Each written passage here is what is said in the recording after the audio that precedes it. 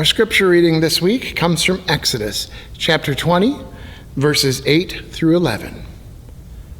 Remember the Sabbath day and treat it as holy. 6 days you may work and do all your tasks, but the seventh day is a Sabbath to the Lord your God. Do not do any work on it, not you, your sons, your daughters, your male or female servants, your animals, or the immigrant who is living with you.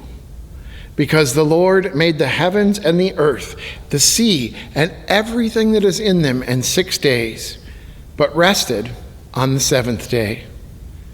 That is why the Lord blessed the Sabbath day and made it holy.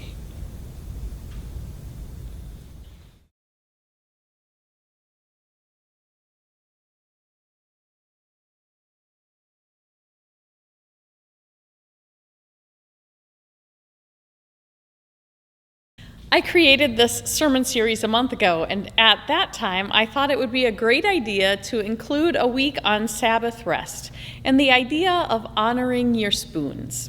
I'll get into more detail to explain what it is I mean by that, but let me just start by saying that this topic is one where I'd suggest that you do as I say and not as I do, because I really struggle with this. I am terrible at rest. I say yes to way more things than any reasonable person would agree to say yes to. And I always pay the price for not listening to my body, of not listening to the wisdom of Jesus and our Hebrew scriptures when they tell us that we honor God when we rest. So I'm speaking this message to myself this morning, and I know that when it comes right down to it all, I fail. But eternal optimist that I am, I choose to fail forward, which means I keep trying, and I'm going to keep trying every day and every month and every year of my life to live into moments of Sabbath rest. In the Gospel of Mark, chapter 6, we find a description of an occasion where the apostles are catching up with Jesus and filling him in on all of the wonderful things they've been doing. Mark writes, "The apostles gathered around Jesus and told him all that they had done and taught. He said to them, 'Come away to a deserted place, all by yourselves, and rest a while.' For many were coming and going, and they had no leisure even to eat. And they went away in the boat to a deserted place by themselves." They were coming and going, and they had no leisure even to eat. This is the story of my life. It might also be the story of your life. How many of us have been so busy with work, with school, with volunteer responsibilities, with caregiving for children or loved ones, that we don't have time to eat, or go to the bathroom, or rest for even 5 minutes?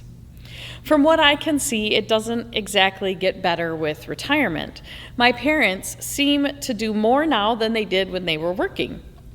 Granted, it seems like what they're doing is a lot more fun, but it is busy, and their lives are full. Back when Methodism first started in the United States, the pastors were called circuit riders because they would ride from village to village on their horses, and they often worked 90 to 100 hours a week, which is bonkers. And what do you think happened? They all burned out. They collapsed from exhaustion. And in response, the church started what was called the Worn Out Ministers Fund. Instead of adjusting the expectations of how many hours a pastor worked in a week, they came up with a fund to support them when they inevitably collapsed. In her book on Liturgy of the Ordinary, Sacred Practices for Everyday Life, Tish Warren says that in many ways we've continued that legacy of old. We have worn out pastors. We have worn out parents, worn out business people. I would add that we have worn out high schoolers, worn out healthcare professionals, and worn out caregivers. And what we need isn't a fund. What we need is a different way of living. a way of living that honors the rest we need as humans. God created Sabbath, a day of rest, because God saw that creation was good and that rest was needed. We need it. Like the early disciples, we may find that we have no leisure even to eat. Look what Jesus said when they were tired and going on at an unsustainable pace. He didn't eliminate what they were doing, but he paused it. He paused what they were doing and he took them away to a quiet place by themselves to rest. When it comes to rest, there is a lot that we can learn from disabled people. Many times, disabled people are forced to reckon with this need for rest and to face it head on, while others might just keep ignoring the signs and symptoms of their impending collapse. I shared this last week, but I want to reiterate it again. When you are talking with an individual one-on-one, you should use the language that they prefer. But since I'm not talking to one person, but rather a whole bunch of people at once, I'm going to use identity-first language based on Amy Kenny's rationale in her book. Her book, My Body is Not a Prayer Request, Disability Justice in the Church. She says, "For me, choosing the moniker disabled people is a way of shunning the shame that is often associated with disability and proclaiming that disability is not a bad word." She says, "I am not a euphemism or a metaphor. I am disabled." Amy references the work of Christine Miserandino in her book. Christine developed the spoon theory, and it is one that has resonated with many disabled people and with people living with chronic pain or other chronic illnesses. She developed this theory based on a conversation she had with a close friend who was trying to better understand what her life living with a chronic illness is like. Christine says, "I remember thinking, if I don't try to explain this, how could I ever expect my friend to understand? If I can't explain this to my best friend, how could I explain my world to anyone else? I had to at least try." So while sitting in a cafe, she looked at all of the objects around her and she gathered up a bunch of spoons. She used each spoon to represent finite units of energy. For people with disabilities, energy can be limited. It's why occupational therapists help people with what we call energy conservation strategies. Because you only have so much energy in a day, and every activity you participate in takes some of that energy. So she gave her friend a certain number of spoons, let's say 12, and then she walked her through a normal day. And she took away spoons for each activity, based on the amount of energy those activities required. Taking a shower, that might take 2 spoons of energy. Getting dressed might take 1 spoon of energy. Taking all of her medications might take 3 spoons of energy. Driving to a doctor's appointment, waiting in an hour to be seen, going to the appointment and then returning home. Well, depending on the day, that might take 4 spoons or it might take 8 spoons of energy. And then it's only 2 p.m. and there are no spoons left. There is no energy left to do anything else. Trying to go into work or following through on those evening plans with friends, there are no spoons of energy left to do it. It's why disabled people pay such close attention to their bodies, to their energy levels, and choose to be intentional about what it is they do each day. Unlike me, who just says yes to everything and then reaches that point of collapse at the end of the day.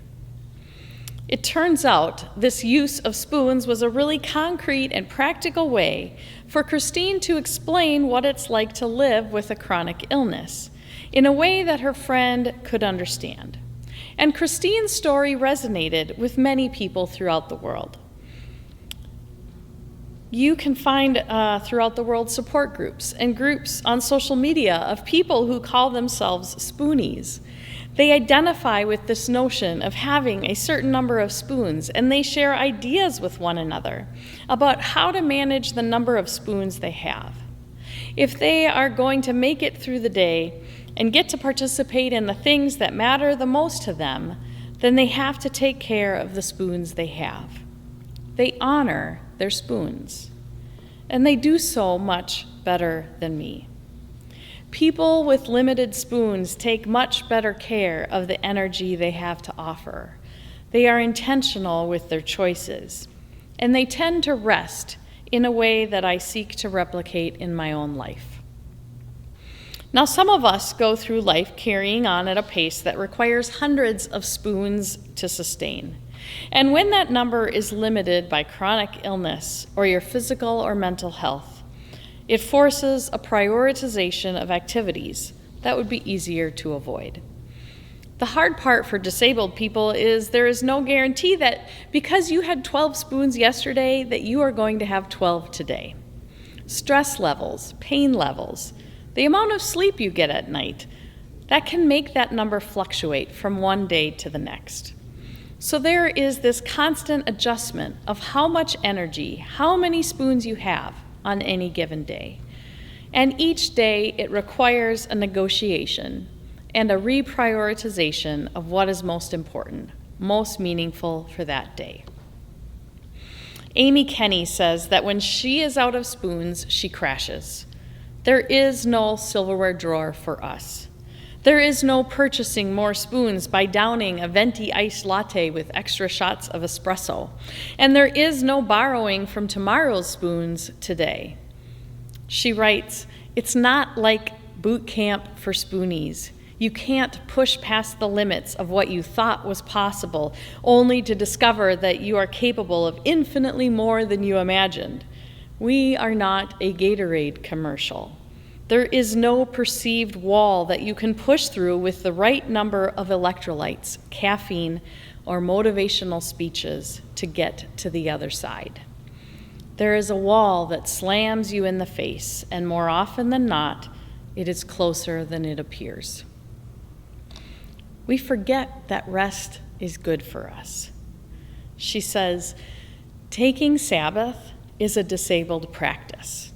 It declares to the world that we are worthy, not because we checked items off a to-do list, but because we are image bearers. It allows us to rest, breathe, and rejuvenate. It offers a counter practice to the competition of our capitalistic world, pushing us to be harder, better, faster, stronger. We have a lot to learn from spoonies who have developed regular rhythms of rest. Our bodies are not machines, even if we treat them as such." I was reading some spoonie blog posts, and I found one that resonated with me, and it pushes this idea of honoring our spoons even a bit further. It was a reflection written by Bethany Everson. She's a partner, a parent, and an attorney, and she lives with what she calls a dynamic disability, meaning that her level of functionality and her level of energy can change. It can change a lot from one day to the next. And she noticed that as helpful as it was in explaining to others that she was low on spoons so that they could understand her experience, she found herself getting really frustrated that she had so few spoons, while other people seemed to have an unending supply, drawerful upon drawerful of spoons that they could draw on. And then she found herself trying to hoard her spoons and not wanting to give any of them up, for fear that she'd have nothing left. But that's when she decided to shift her focus. She realized that she needed a change to her metaphor, and so instead of spoons, she shifted her metaphor to manna. Do any of you remember manna from your Sunday school classes as a kid or Bible study as an adult? It's okay if you don't. I had to refresh my memory on it when I first read her blog. So here's the refresher. Bethany writes, "In the book of Exodus, the Israelites are wandering the desert and they're hungry. The text uses the word grumbled a lot to describe their state of being. They were, in a word, hangry. God sends them food in the form of manna every day, but it's just enough for that day and that day only, with the only exception for the preparation of the Sabbath, where they are to prepare enough for 2 days so that they can rest.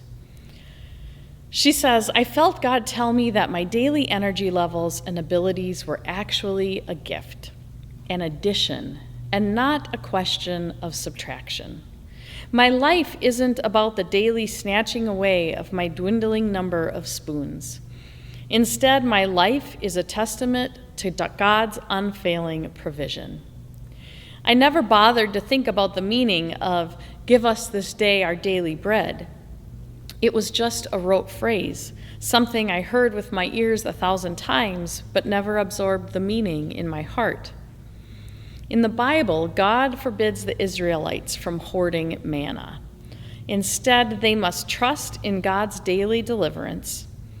Of course, some Israelites decide to take extra manna. Maybe they were selfish, maybe they were hungry, or maybe, like me, she writes, they were fearful. Afraid of feeling the sting of hunger, hoarding their manna like I did my spoons. But what happened to the manna for those tempted to hoard it, to try to save it for another day? It spoiled. Bethany says, I am learning to trust in my daily allotment of manna. I'm sure this will be a lifelong endeavor, but the future looks brighter when I focus on the manna in my hand instead of the spoons in my drawer. So maybe we think about spoons to better understand the experience of disabled people and how much thoughtful consideration they give to how they spend their time and energy each day. May it be an invitation to us to think about how we spend our time and energy and how important it is to honor our spoons, to honor God through our rest. And if you are feeling frustrated with the number of spoons you have on any given day, may you consider manna alongside spoons. Maybe you are eating manna with one of your spoons. Manna is witness to God's unfailing presence and provision in our lives, trusting that whatever energy we have each day is sufficient. It will sustain us, and it is enough. Amen.